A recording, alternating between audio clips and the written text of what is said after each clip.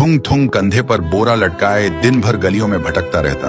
इधर उधर पड़ी प्लास्टिक की बोतलें और पुरानी चीजें उठाता रहता। फिर शाम को उन्हें बेचकर 2 वक्त की रोटी कमाता।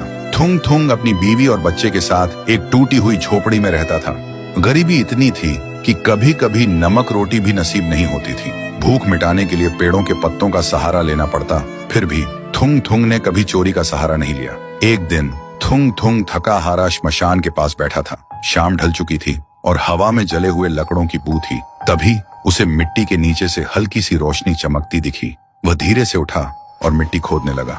कुछ ही देर में उसे जमीन के अंदर से एक पुराना सा लोहे का घंटी वाला दिया मिला। जैसे ही उसने उसे उठाया, एक भारी आवाज गूंजी, जो भी इस दिए को जगाएगा उसकी हर इच्छा पूरी होगी, लेकिन बदले में उसकी सबसे प्यारी चीज चली जाएगी। थुंग थुंग का दिल जोर जोर से धड़कने लगा। वह मन ही मन सोचने लगा, सबसे प्यारी चीज मतलब क्या? वह घर लौटा और बीवी को सब बताया। बीवी ने ध्यान से सुना। उसकी आंखों में डर भी था और थोड़ी सी उम्मीद भी।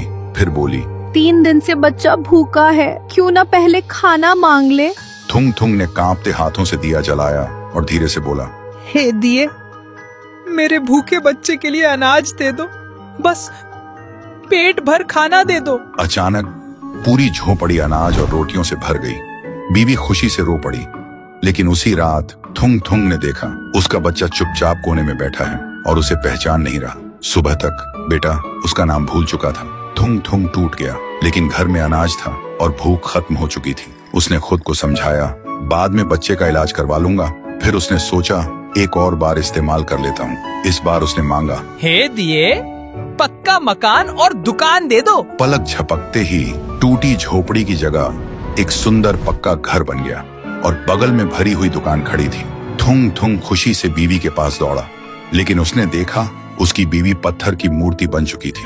थुंग थुंग चीखता रहा, रोता रहा और कोने में रखा वह दिया हंसता रहा, क्योंकि शर्त वही थी, हर बार सबसे प्यारी चीज खोना। अब थुंग थुंग के पास बड़ा घर था, पर वह पूरी तरह अकेला पड़ गया था। वह रोते हुए पत्थर बनी बीवी को गले लगाकर बोला, मुझे ये अमीरी जिंदगी नहीं चाहिए।